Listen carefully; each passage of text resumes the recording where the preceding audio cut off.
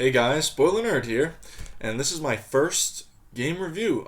Tyler Tuesday's reviews. I'm going to be planning on doing these every Tuesday, until further notice, I guess. It's going to be at least for the better part of the summer, until I go back to college. And the game we're going to be talking about today is Wolong Fallen Dynasty. I played it on the Xbox. It was released on Game Pass as well, March 3rd of this year. And it was the next game from Koei Tecmo, Team Ninja, a collaboration between the two. Koei Tecmo was the publisher. And it comes after the great, awesome hit that was Neo 2. Which was a few years ago. I believe it was 2019 was Neo 2, or 2020, early 2020. Awesome game. I played it about a year and a half ago, I think it was. Awesome. Really great game. I did not get really that far into the first Neo, but I might actually go back and play that because this game was a mess. To say it was unfinished is putting it very bluntly. It was just it wasn't buggy or broken in that sense. It's just boring. It was boring. Boring game. Where do we even start? Well, I guess at the beginning. Now, it's kind of notorious at this point, but the tutorial boss is the reason why a lot of people gave up on Wolong. The game's primarily based on parrying is the combat. Not in the same, not similar sense to Sekiro, Shadows Die Twice, which is another amazing game. One of my favorite games ever, actually. But it's more, it's skill based like that. But the thing is, the tutorial boss, it was two phases, right? And it's not like that's never been done before. Dark Souls 3 did that. With Linux Gundyr, the very first boss, not hard at all. In the second phase is, he mutates. He just literally, he's slower if anything, and all you have to do is stay underneath the giant mutated arm. But I digress. Anyhow, the tutorial boss, he turned, I believe Zhang Lang was his name. I'm not super great with all these Chinese names, but I'm pretty sure it was Zhang Liang or something like that. And he, the general of man, as it were. But for me, he was difficult. I would be lying if I said he wasn't. He definitely took me, at least 24 tries, or at least very close to that number. But when I beat him, it was very, very cool, very, very satisfying. I didn't truly understand I knew how I figured out the parrying part of the game by that point because I was practicing. And it's been a few years since I played Sekiro, or a game like where you parry. I never really parried in Dark Souls games. I was more of an attack heavy player in those games. And in Neo 2, it's not quite like Neo 2 where you have more ways to fight enemies and go about how you take enemies out. But anyway, yes, the tutorial boss, Englang, he turned off many players from the game because it was two phases, and it's, the damage output was very, significant in terms of how he, just every strike, and of course, early game, unless you grind, but grinding in that early, for, that first tutorial area takes quite a while to really get anywhere. I did for a little while. I think I got to level 14 or something, 15 maybe, and then I fought him, or 16, I think it was actually. But anyway, when I beat him, he was, it definitely felt like it was an accomplishment. And that's the thing about the game. Once you beat the tutorial boss, you kind of, that's kind of the, that obstacle, you overcome that, and you can kind of enjoy the game for a good while. And yeah, this is where a lot of the problems start with the game. First big thing about the game is the areas are very boring. They're all battlefields, ruined battlefields or ruined villages on fire or whatever. Blood, everywhere. Growths everywhere. Like that's never been done before. Hello, Dark Souls 1. I mean, come on now. There's crystal enemies in that as well. Um, boring. Just boring environments. And my God, the same song. There's like one Battlefield song, like a background song, the entire game. Like every single battlefield, because that's what the levels are called. The missions, you select the missions, battlefields. They're all insanely boring with the same generic background music. It was mind-numbing. I can't think of the name of the track primarily because I don't care. I don't care. I love the soundtracks in every other Souls game. Neo. I love this. Bloodborne, my God, amazing soundtrack. Dark Souls, all the Dark Souls games. Sekiro, amazing soundtrack. No, they gave this was like they say sometimes in game development there's A team which works on like first party games. That's where the primary focus of production on a project goes to. Then there's a B team. It's like a smaller project. This was like this fucking Z team. Okay. This was the team that, they should have put way the quality. Neo 2 is like a 10.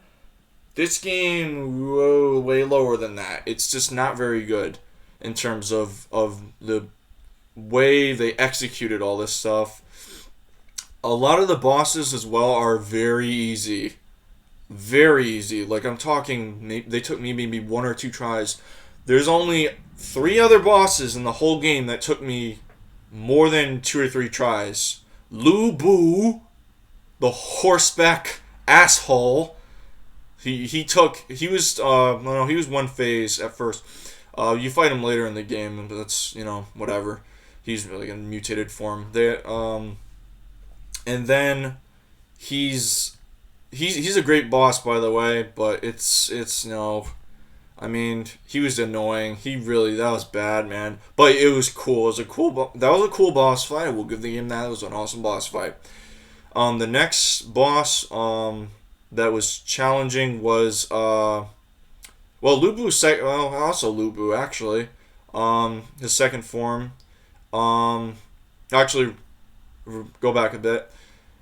The boss before Lu Bu's second form, like his mutated form, which I'll get into in the story aspect of the game, which is not going to take very long, trust me.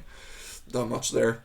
But there's a guy, I forgot his name, he was like Lu Bu's lieutenant or something.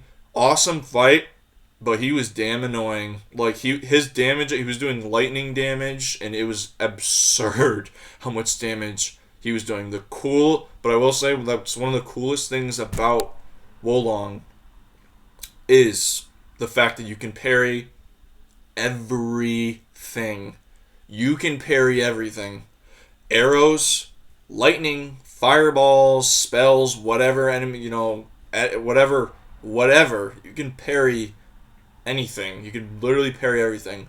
And that goes back to one of the coolest moments in this game, which in this boss fight, where he's shooting, spamming lightnings, all these rows of lightning left and right, and forward and all that, and he's shooting them at you, and you can just parry. Oh, it was so cool when I did that in the game. It was just awesome, man. Really cool stuff. And then the fourth and final boss that really was difficult, or I guess technically fifth if you include the tutorial.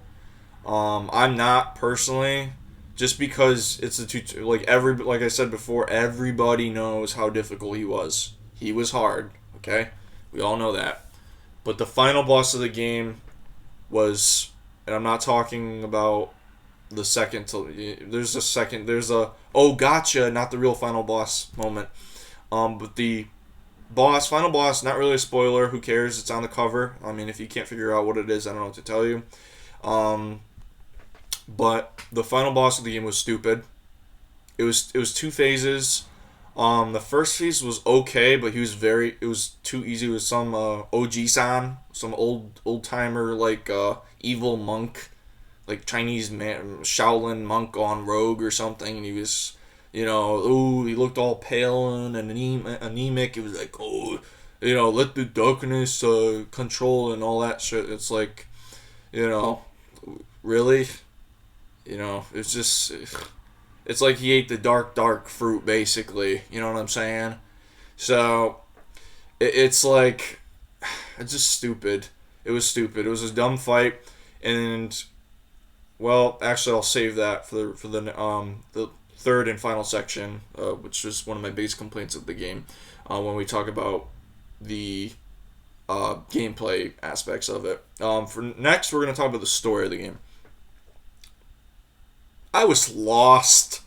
I didn't know what was happening. I played the game in Chinese. I wanted it authentic, but I don't speak Mandarin. I don't know what they were saying. And yes, there were subtitles, but I just tuned everything out. All I saw was a bunch of, like, just sweaty ancient history Chinese warriors just, like, yelling at each other and, like, getting mutated, because in the game this is where they kind of reuse the laziness aspect, because in Neo 2 there was, like, this corruption of golden crystals, like, growing everywhere and, like, corrupting everything. I think Amrita it was called, if memory serves. And that was, like, also the like, what you earn to, like, level up in that game. But anyway, they were, like, golden crystals. They were corrupting people, monsters, the yokai, and all that stuff. And that was cool in that game. They literally did the exact same thing here. Like, seriously? Except they changed the color. Oh my god, they changed the color from yellow to red. That's so original. I mean, that's never... Whoa, man. That's original. I love it. But yeah, I mean, it was... I just couldn't understand. I just didn't follow. Most of the time, the cutscenes were playing, I just looked down. I did not care. I didn't care. The coolest cutscenes that I did watch were, like, when you get what are they called? The spirits. Like, the spirits, animals, basically, which are all, like, of the, I don't know about the Zodiac, but whatever they are, the Chinese Zodiac. I think that's what it. There's different spirit beasts that, like, give different effects. They were cool, I will say that. But they were also in Neo 2. And on top of that, in Neo 2, you could transform yourself into... You were a half human, half yokai hybrid. And there's a few different forms you could take, like, class forms you could take that were cool. There's, like, a berserker one. There's, like, different forms. There's way cooler. There's way more gameplay aspects to that. But anyway, to save to the story, basically there's just a corruption, and like I said, a bunch of old, like, they're based on real Chinese generals and all that back in, like, I think Han Dynasty. I'm not a history expert, but I'm pretty sure that's what it was. So that's kind of cool. I like the historical aspect. Like, that's cool, and that's not like it's never been done before. Again, Neo did it as well. 1 and 2. The first playable character, William, was an English samurai. He was the first, like, English, non-Japanese samurai warrior in history. But that was cool, and Neo 2 did the same thing. But I just couldn't follow it, man. I could not follow the story.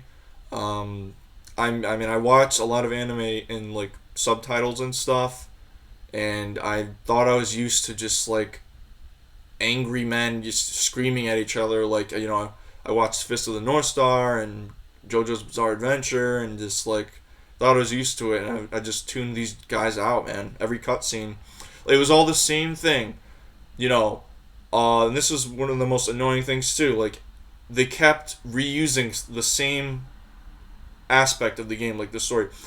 One of your allies gets corrupted, because you can recruit allies and stuff, like, different. There's, like, a bunch of them. I dismissed all of them because you could choose to just solo. They're AI controlled. You could solo the levels, which I did. The game was too easy. I didn't want the help. Even for the few boss fights that were challenging, I did not want help. I just didn't want it. They were in the way. They're annoying. I don't care about the characters. You can max out your friendship level with them. I don't want to be their friend. No friendship. Not here. Not in this game. I simply didn't want their friendship. To put it bluntly, I didn't want it. And yeah, I couldn't get behind it, man.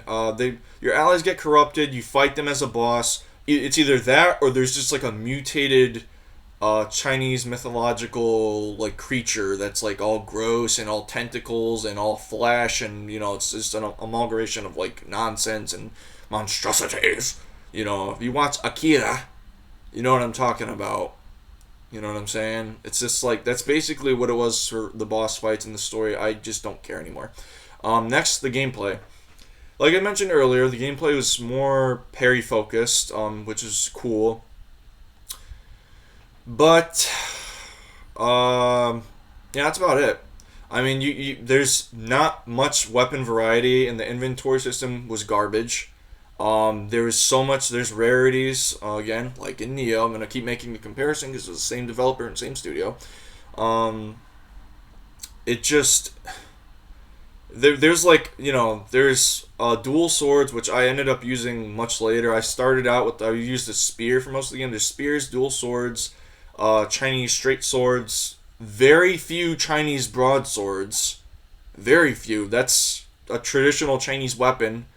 Very few Chinese broadswords, which is kind of crazy. It's in China, but okay. And then, the polearm podaos. If I had $1 for every time I picked a polearm podao in my inventory, I'd be a fucking millionaire. I swear to God, I found like 1,000 of these things. Polearm podao. Like white rarity, 1-star rarity, 4-star rarity, purple rarity, legendary rarity. I don't care. Too many polearms, too many podaos. I didn't like it at all. It's just annoying, There's a few ranged weapons. There's crossbows, and there's like longbows, and whoopee. That's it. I mean, boring. Again, Neo, you could fire cannons and rifles and all that cool stuff. I mean, it's just not as cool, man. The next thing is there's spells you can use. Leveling up, you get skill points put into spells. Spells, I didn't care. I just don't. The spells were just boring, man. The spells were boring. There's like fireballs that didn't go straight. You throw a fireball and it could kerplunk like 2 feet in front of you. So that's distance for you, I guess. It's like, it's horrible. It's like the worst shot put throw, basically, of all time. And that's basically what it is. You just, a fireball right in front of you. And that really goes for all the spells. Most of them are AoE based, and the enemies move around a lot. Like bosses especially, they move around a lot.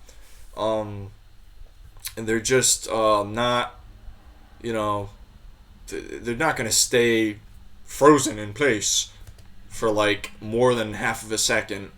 A lot of the enemies are very, they maneuver and move very quickly. Example, the tigers, which were in the tutorial level as well. I got used to fighting them pretty early. I think it was the third level. It was like a big valley.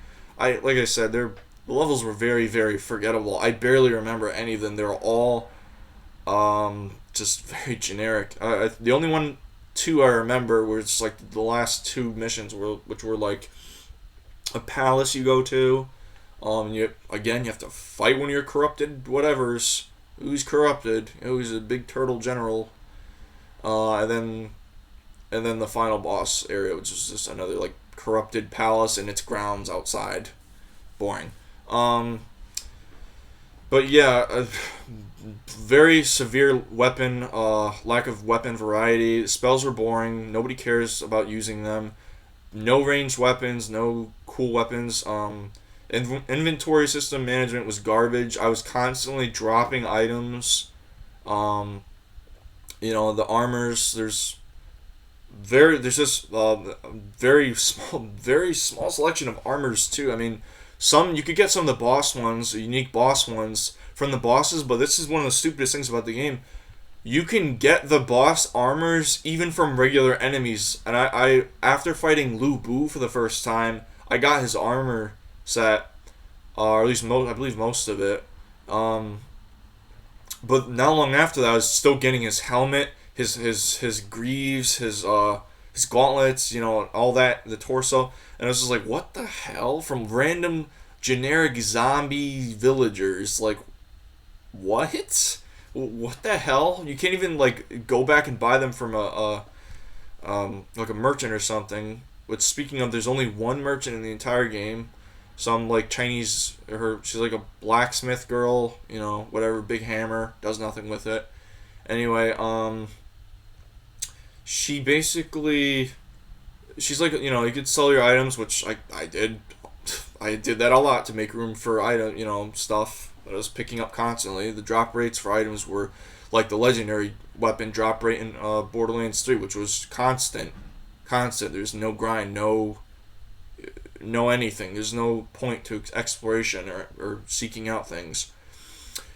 But you could also upgrade your weapons and armor up to +10. Of course, I did that a few times for a few different weapons, a few different types of armors. But progression was just, it was just a matter of keeping up, leveling up your stats doesn't really do much. You could put your stats, level when you level up, which of course you get whatever, I don't know, souls basically from enemies. It's like the same thing basically. You a genuine key, it's called. Ooh, genuine key. Okay. Genuine key. So basically, it's just like the Amrita, the souls, the whatever you want to call it. Okay, that's what it is. You use that to level up and buy stuff and all that. Oh, actually no. To buy stuff, you get that's its own currency. But it's just, really, it was just a pointless. Leveling up, it's very incremental stats. Your health was, I would say, probably the health and which was the wind skill tree. It was your health, which that's what that dictates. And water, which was like deflection. And metal. Those three were like the most important, like skill trees to level up that I did the most. The red one, the fire one, and the earth one I didn't do well. The earth one I did probably fourth to last of importance. So for me it was health, water, metal. No, health. Health, water, metal, and then earth, and then fire. And of course they have their own spells and abilities within that, but they're all boring, so nobody cares. So now that's basically the gameplay. The complaints about the game, which have been strewn throughout this video so far, but the boring story, the lack of weapon and armor variety, the forgettable boss fights, with the exception of a few like Lu Bu and Zhang Lang. They're just boring, man. But the biggest complaint I have about the game, which drove me to the brink of actual insanity, and the very, very high prospect of me smashing my Xbox Series S controller into 1,000 shards of plastic in disappointment, that was my experience with the camera in the game, which is the worst camera I've ever experienced in any video game I've ever played in my life. It was horrible. And for the final boss fight, that's what drove me to the deep end, man. That's what made me just want it to all end. I could not deal with the game. I wanted to uninstall it and be done with it. The camera, it worked completely against you, because the final boss is, big spoiler, like I said, it's the big dragon on the cover of the game. The Oji-san is the first phase, then Oji-san fuses with the dragon monster and he becomes Dragon Ji-san.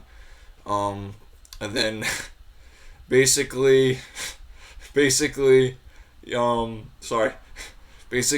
that, the camera, because he's flying around, right? He's flying around, massive, it's a huge arena, but the AoEs, he's spitting huge, repeated, like, doom, doom, doom, spitting huge acid pools everywhere, poisoning the areas for like a good 10-15 seconds. He has a few unblockable attacks, which, flash red, you could deflect those. Obviously, you could deflect anything. Deflecting those is a priority. of course, that builds up the meter, and then you could, do your finishing or whatever attack on him, highly damaging attack.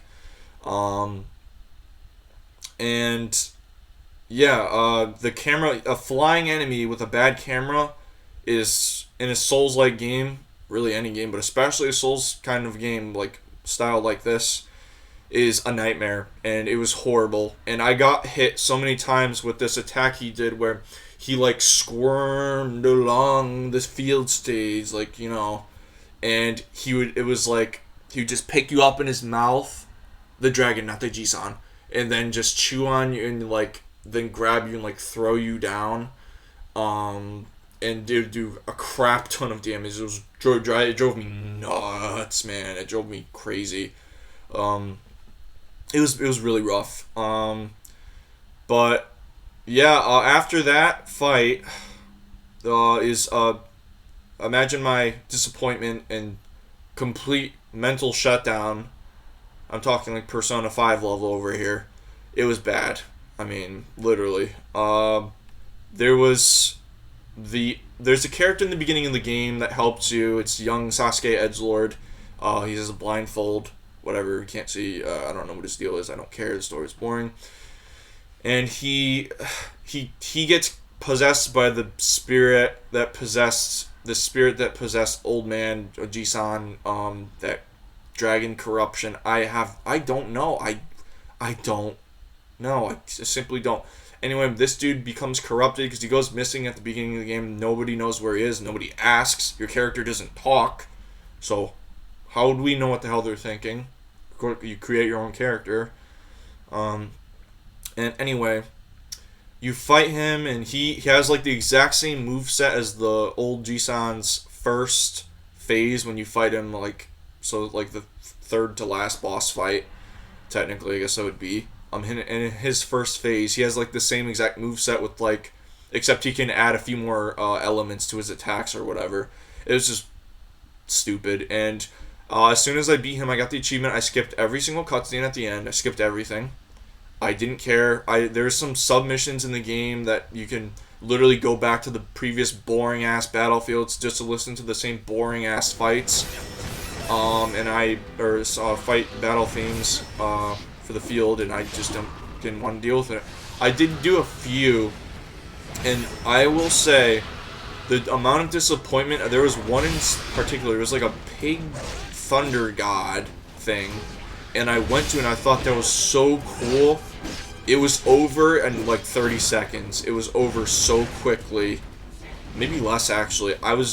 He was ridiculously easy, super easy to parry, did like no damage, and it was just over. And I was like, well, okay then. Okay, that's what we're doing here. So yeah, it was just a disappointing game. I was excited because that was Wolong was supposed to be my thing leading up to Resident Evil 4 Remake, which obviously is a superior game in every way. But I intended to play that, to keep me busy through that up to that point, so about 3 weeks of time. It gave me maybe a week and a half-ish of enjoyment. And, yeah. It was an experience. The only thing I did enjoy was the parrying. The parrying was cool. I will say that. The parrying is cool. It's cool to parry everything possible. The animations, were very thorough and very just executed well. The animations were really cool to watch. Especially for the boss fights. It was very satisfying to parry a boss's unblockable and just, and then jump up or like cut him or whatever, stab him. There's just cool stuff there, man. Really cool. But one or two things about the game, really, the parrying is really cool. But it's not enough. The game had also a severe lack of enemy variety. There's like these mermaid things, tigers, demon things, generic zombie soldiers, some humans, human Chinese soldiers. It's just, there's like these monkeys with huge forearms. Which I guess, you might be able to say that about me. I don't know. I mean, it was just... it was just a very disappointing experience. I really was expecting more from Koei Tecmo and Team Ninja. They failed, in my opinion. They did fail to deliver. I wanted a good Souls-like experience and just a good game, I thought, and it just was not that. So for my rating for the game, that being said, all that is, it's going to be a 4 out of 10 for me. The game was just too disappointing. It was not technically flawed, but the lack of a memorable story or characters, I cared about nothing as opposed to the previous Neo games. I just like Neo 2. I cared about nothing in this game. I just didn't care, and I just wanted it to end. So that's gonna be it for this review, guys. I hope you enjoy. Don't forget to like and subscribe to my channel, that the Spoilernerd, and Lafafi Squad, where my two idiot friends Johnny B and Digester also post content. We all collaborate together on various videos and stuff. So check us out. Anyway, guys, Spoilernerd out.